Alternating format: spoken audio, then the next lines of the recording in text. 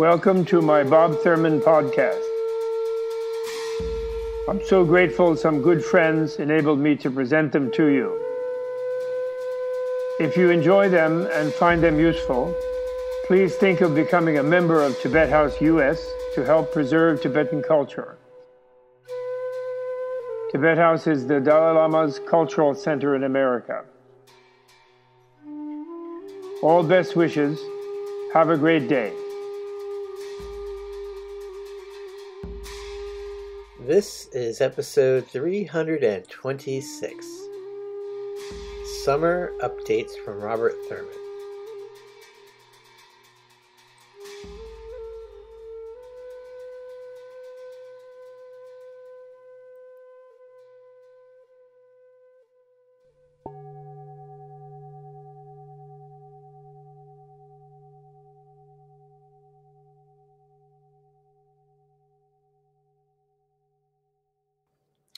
Okay, hello everybody.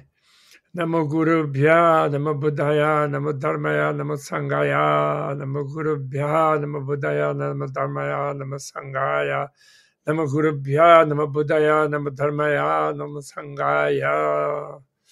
Hi, this is me, Bob Thurman, in case some of you are just getting to meet me. Other people, I think you know me. I have the Kala Chakra mandala behind me, and I'm talking on a computer with a damaged screen, so I may blank out at any minute. But I wanted to talk to you today because it's rather a momentous day. I've had a momentous time since the solstice. I kind of feel we're still in the solstice. There are momentous things happening around the planet, and I've been wanting to talk to you for a long time. And also I want to start doing more podcasts again. I've been kind of, I don't know, on some kind of not really vacation, not really retirement. I want to be on retirement and I want to be on vacation, but I'm just worrying about the world more than I should. And also, I want to do more work and communicate with more of you. And my Wisdom is Bliss book, which I want to promote because I want many people to discover that fact. Actually, I have a pension. I'm not really trying to make a fortune of money. I have a pension, but I really want to distribute the book. And now and then my publisher threatens to make the ebook really cheap where I can then send it out to lots of people. But then I miss the window sometimes, Anyway, this is me, and that's the Kala Chakra Mandala, the Wheel of Time. And that's a symbol of the Buddha presence in all times. So we're in the Buddha presence, if we think that, if we can open to that. And apparently they say, which I don't claim to have arrived there, except for momentary flashes, they say when we become Buddhas ourselves, which I'm sorry, everyone will have to do, because the infinite universe stuck in time and space is too boring, ultimately. Repeating things again and again, some of them suffering, some of them joyful and heavenly, but again and again repeating is so boring. It is much better to be a Buddha and to incarnate total love and compassion and bliss in all circumstances, and also be able to share that with every other kind of being everywhere. That's what's really apparently most fun of all. And that's what I'm trying to introduce to folks in Wisdom is Bliss, the book, and the ebook and the Audible book. And because I want them to kind of relax, even whenever it is, even in difficult circumstances, in adversity, there's a way of understanding that it's not happening. Really, it's happening relatively. And then there are methods to get out of it. And any negative part, suffering. But those methods to get out of it function better when you kind of know that ultimately it's not happening. In other words, it's really happening relatively, but it's not really real happening in some absolute way. As my old original guru, Geshe Ngawang Wangel, whom I mentioned for a purpose, the wonderful Mongolian gentleman, lived from 1901 to 1983. Just a marvelous, sentient being, human being, enlightened Buddha being. And so he asked me, I think he's still around because enlightened beings are always there with or without a body, because they have become infinite. And so there's a Tibetan convention. You don't mention the name of your past left the body guru without saying it's for a special teaching purpose to help others. You don't just randomly mention it, because that attracts, then they feel engaged and they adopt your concerns, and maybe they'd rather not bother, or rather they're already there and you're showing unawareness by calling them or something like that. Who knows? I don't pretend to, but I do claim to be able to share with you what, when you think about, you can feel good here and now, and not in a moment that's a nothingness moment, disconnected from everything in the universe, sort of, but a everything moment where you're connected with everyone in a loving, joyful, blissful, ecstatic, even orgasmic way, even without any sexuality involved, but orgasmic energy just everywhere around you, everywhere in the trees, in the leaves, in the grass, in the ground, in the air, in the lights, in the building, and everywhere. That's the way to be, they say, and I'm hoping that's the case. I'm working on it. Okay, so that's why I'm doing a podcast this morning. It's my podcast, and there's a number of points I want to touch. And the first one is that I want wisdom is bliss to be shared with you all. Wisdom meaning when you really know experientially what the nature of reality is. Since the nature of reality is pure love and freedom and bliss, Shunyata Karana Garbham, it's a womb of freedom and bliss and compassion and love. That's what it is. And joy. And you feel totally free at the same time, totally loving of every being and joyful and engaging with them, helping them feel that way through whatever channel they want. If they want to do it through Jesus, that's no problem. If they want to do it through Krishna, that's no problem. If they want to do it through any particular type of Buddha, female, male, non-binary, that's okay. If they want to do Brahma, that's okay. The Tao, God, Yahweh, whatever it is, they should feel that way. Because if we all feel free and happy, even in adversity, even maybe not perfect, a little suffering on the corner or something, but sort of inwardly happy, because we know we can master it. We know we can be free of it. We know we can help others be free of theirs and help them heal and so on. So we're happy even though we might have a stub toe or a sore knee or something. So when everyone is like that, then everything can be worked out. There'd be no war. We wouldn't need to fight with the neighbor. We could share things. We could negotiate. We would want to maybe not have any harm happen to us or anybody else, but we wouldn't have to fight over it because people would be reasonable. And because actually the other great thing is some people say when you get into the vast now, including, it's not just beyond time and space, it's beyond being trapped in space and time in the way you feel, when you feel you're a limited thing and there's infinite stuff around you. When you are all of time and space, you don't feel trapped in it, and that's fine. So it's not going beyond it in a way, it's encompassing all of it. It's embracing it all with love. That's what it really is. The beyond things describes the sensation of freeing yourself from feeling trapped. But in a way, you don't stay in some boring situation also that's beyond everything. You embrace everything. You're present everywhere. That's the great part. So you can look after your grandchildren and great-grandchildren and anybody like that, and your friends' great-grandchildren. And you can also fix things up for your ancestors in case they went out in a way where they remained trapped and got reborn in another trapped state. You can change the past too. You can go into the past and revise it. Believe me, that logically follows from the science underlying Buddha's discovery of freedom, compassion, indivisible, freedom, bliss, indivisible, clear light, freedom, bliss, indivisible, however you want to call it. Transparency of softness, clear light seems to maybe like a blinding open empty space to us. That's not what it is. This is the blinding empty space with all of the beautiful things in it. That's the key. So it's just transparency of all of this is what it is. Okay, so that's the first thing I wanted to touch on, all right? It's just a little bit central idea behind Wisdom is Bliss. And I'm going to start writing in Substack finally. And I'm going to start being more podcasts. And I'm going to go over details. And I'm going to promote the central thing by sharing the different things and giving more commentary and more elucidation and fitting it in to what you're thinking and how you feel as best I can, remotely. I will do that. Okay?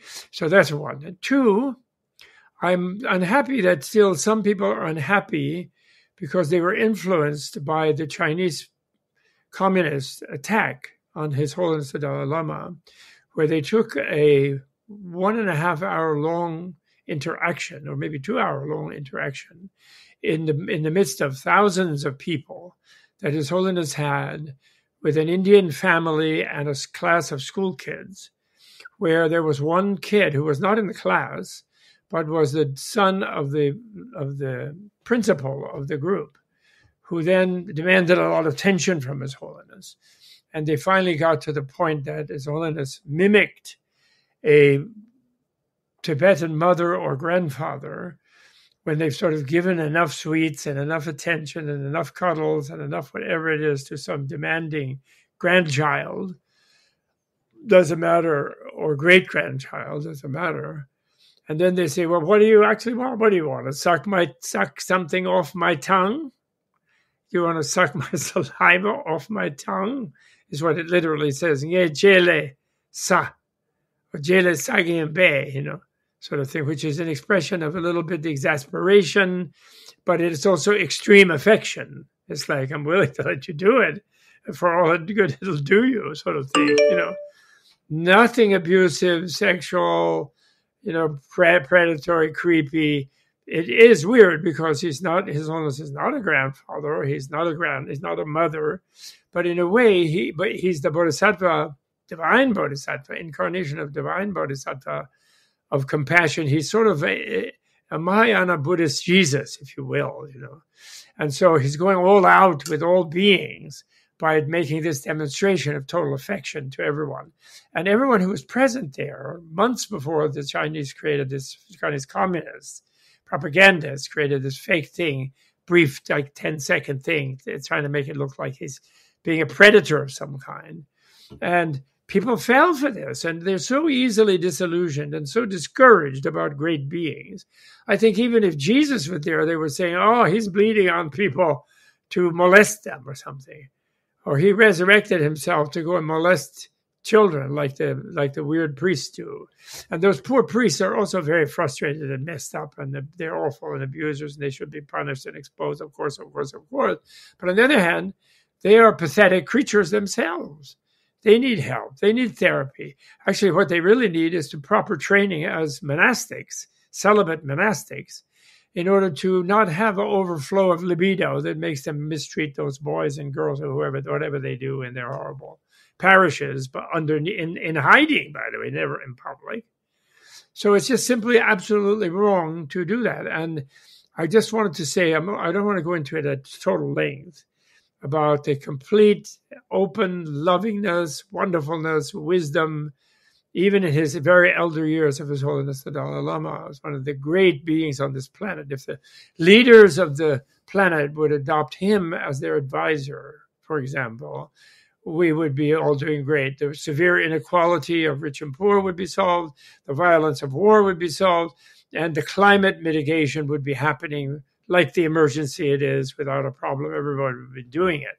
There would be no delay, no further nonsense, and no brutalities anywhere. Everyone would be really happy because it's very doable to fix up our planet, because it's a beautiful place for us. It's made for us kind of in a funny way since we evolved within it. It fits us perfectly.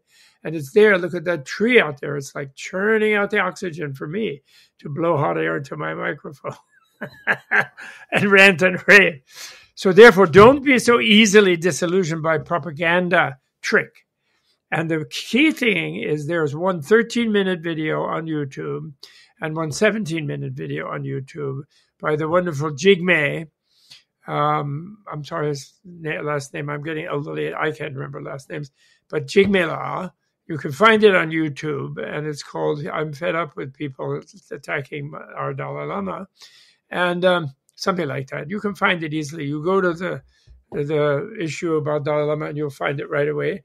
And he shows, it isn't just what he says, he shows the video of the whole event and where the boy first came in and the long thing that they engaged with, and then afterwards how grateful he was, and his mother and his grandfather who were all present, and they were offering a coconut to his elders, which is Indian tradition, to a holy man, et cetera, et cetera. So they then see that it was something that everyone enjoyed, and this so-and-so. It was a little, as I said, weird that His Holiness got so familial with the kid, like he was adopted him, but in a way that was subliminally. By the way, the Indian media is not making us think about it at all. They're perfectly okay about it nowadays. They had their initial thing about it, but they realized it was a slander, a video slander, a doctored video slander by the communists who are always trying to say His Holiness is a bad guy, even though he's a great guy. And that's because the subliminal message to the Indians was, we Tibetans who are foreigners here in India, we are nevertheless your family. I am the grandparent of this child. I am relative brother and sister. When I say brothers and sisters when I give a talk, I mean it to all of you. We are family. We don't have a tribal thing of you're an alien, I'm an alien. You know, it was like a deep message like that. And it was loved in India, and people are very happy. And I think in the West, because of the Me Too, the sex abusers, and then also the Catholic issue of the massive cover-ups that have been going on for decades and the massive abuse that's going on, people are all too ready to be disillusioned and depressed. But that's why I wrote Wisdom and Bliss, because one of the reasons we do have wars and such a huge arms industry, all Western people, and we've infected different other people with that, is that we are depressed and we're paranoid, and we're frightened of other people, and we think, therefore, they must be doing bad things. We're quick to jump to being disillusioned about love and about compassion being more powerful. We're taught even the Roman Empire distorted Christianity by focusing on the crucified Jesus rather than the resurrected Jesus and the great teacher Jesus, who everybody loved and who loved everybody and who showed they couldn't kill him even. He showed that. But by the Romans wanted to focus on that because their subliminal message was, we killed you, you're a loving person, and we are stronger with our violent control of the society and of the world. We're emperors, we're God, Caesar is God. That was their message, which distorted Christianity and made Christianity act like it had to conquer everybody, which it doesn't have to do. Jesus wanted to liberate everybody from suffering. That was his job, just like Buddha, just like Krishna, just like every decent spiritual teacher, like Tao Te Ching, Confucius, all of them, Pythagoras, Plato, philosophers, teachers, they all just want people to be happy. They all want people to understand the world is fit for you to be happy in. And especially you're happy when people around you are happy, so you should not harm them and be ethical with them. And that enhances you as well, which is a bonus of being ethical and loving. So that's the second topic. Forget about that and cure yourself of the propaganda thing if it still haunts you, and watch the whole episode. It only takes you 20 minutes. And it's worth it to rekindle your subliminal optimism that there might be one person on this planet who is truly the real thing, that Jesus might be alive, and then that might encourage you to feel that Jesus already came back, and he's already, and love is already more powerful than the weapon mongers, the oil mongers, the climate destroyers. And you don't have to wait for some violent Jesus to come and act like a Roman emperor conquering people. That's a wrong interpretation of John of Patmos's visions, okay? Which was actually an anti-Roman empire diatribe of his that he had in his cave up there on Patmos in the Aegean. Okay? All right. So that's the second point. Then the third point is, I'm just want to express my praise of Joe Biden and Mr. Modi. I want to switch from the sort of spiritual philosophical to the practical because they're all interconnected. I love the warm embrace I saw between Joe Biden and Indira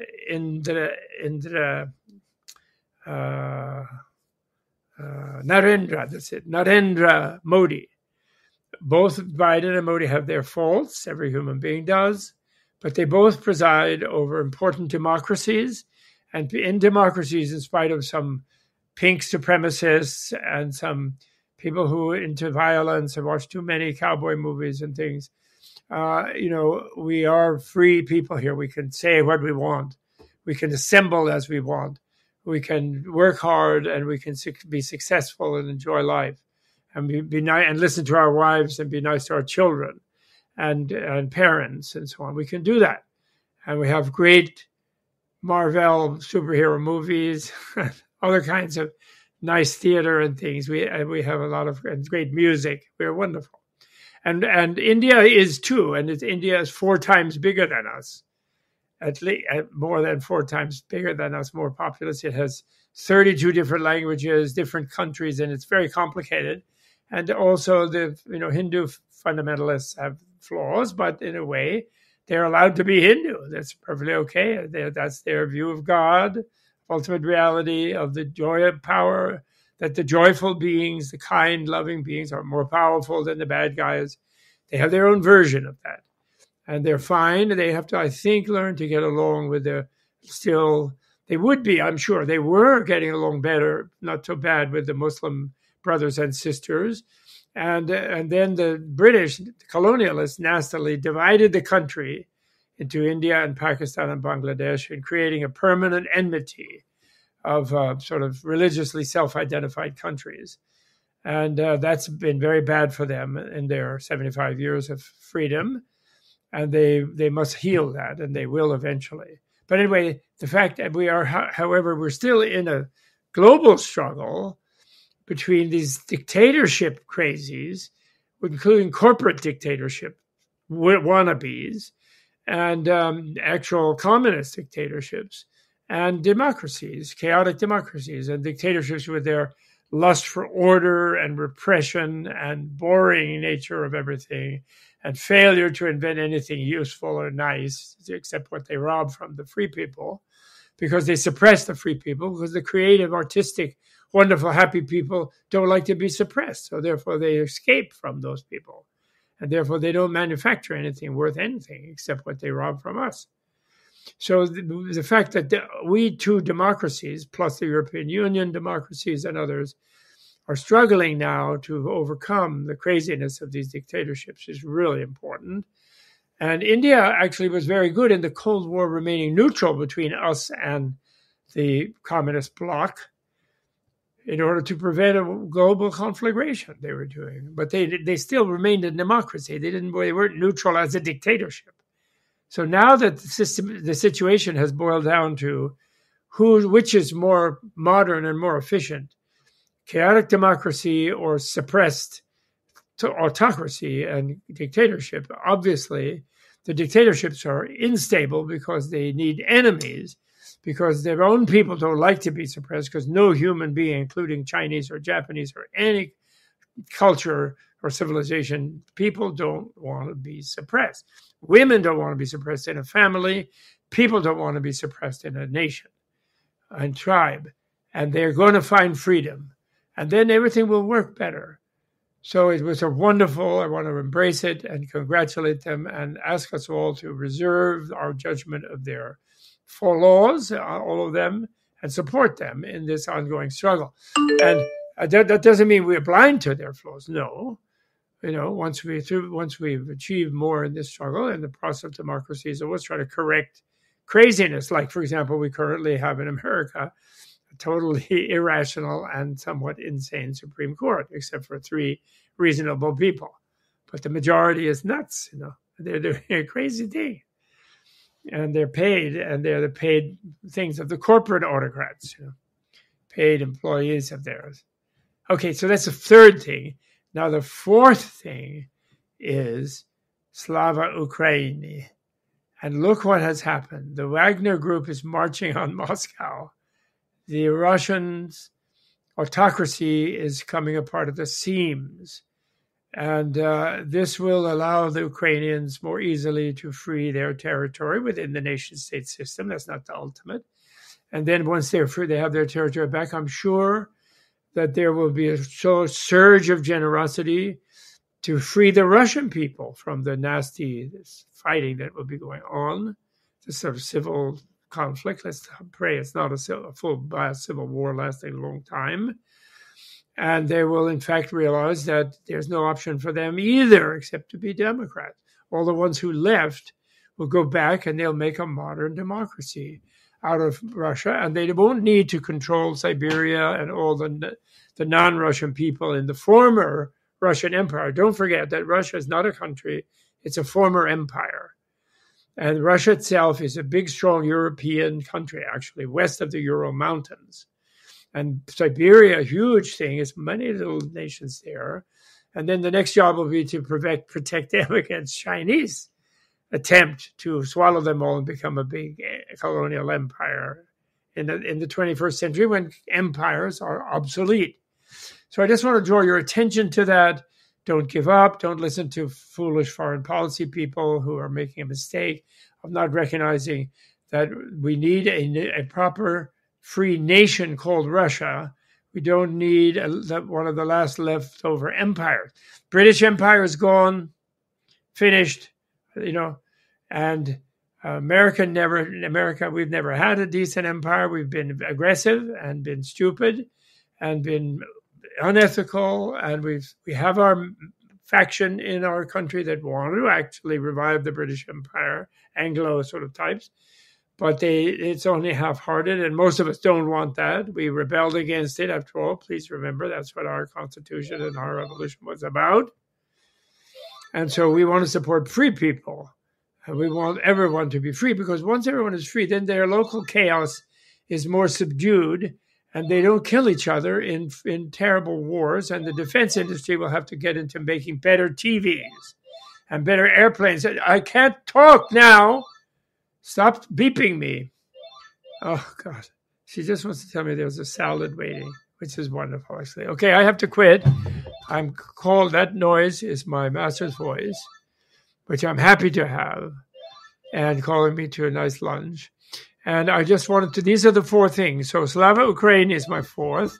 Let us see them free, which will lead to seeing everyone free. The Cherokees, the Tibetans, every people that are suppressed under some sort of supposed government that's left over from an empire will be free, and everyone will be happy then, and we'll have no more wars. So that's what I want to say. That's what we should all pray about on this solstice in the different stages that I talked my 4 points, right? Wisdom is bliss, ignorance is not bliss. So find out everything, learn and study everything, and you'll be enlightened. And 2, the Dalai Lama is a great being, and take it as an example, and don't be confused by materialist, propagandist, people doing fake videos. And then 3, we have to welcome the Indo-American democracy connection and brotherhood and sisterhood, and work in coordination with them against all our own faults, and help them work on their own faults, which we both have lots of. But we are trying to be freely doing it. And finally, Slava Ukraine. That's the 4th one. Okay, to summarize. So,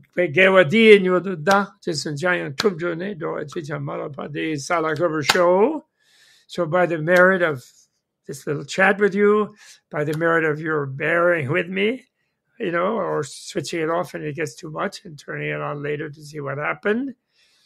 And by all of that, may everyone become deeply enlightened and understand what's going on clearly and critically and carefully, and enjoy the fact that it's all going to the good, and it will be soon, and quickly as possible, and help everyone else find their own good sense and find their own deeper unsuppressible, free, and loving nature. Okay? Okay, bye. Okay, Justin, thank you.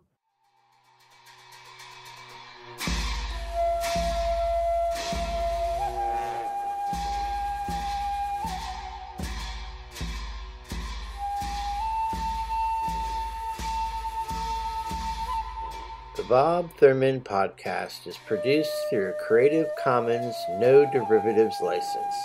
Please be sure to like, share, and repost on your favorite social media platforms. And it's brought to you in part through the generous support of the Tibet House US Menla membership community and listeners like you. To learn more about the benefits of Tibet House membership, please visit our websites at thus.org, menla.org, and bobthurman.com. Tashi Delek, and thanks for tuning in.